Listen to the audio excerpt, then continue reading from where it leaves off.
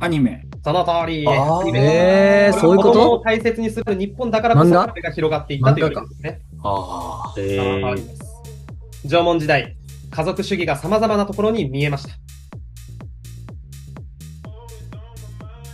を提示します。掲示しますね。このような物差しを自分はシートで作ってカード化して掲示しております。分析表カードです。というような問題が出るんですね。ただ、これがあんま使えてないんですよ。なので、私はやりながら言いましたね。あのカードももちろん参考にしていいんですよと。彼は何をしていますか、理解先生。左足義足じゃないですか。そうなんです。義足でもなお努力、練習をしたんですね。人の何倍も努力するということをしました。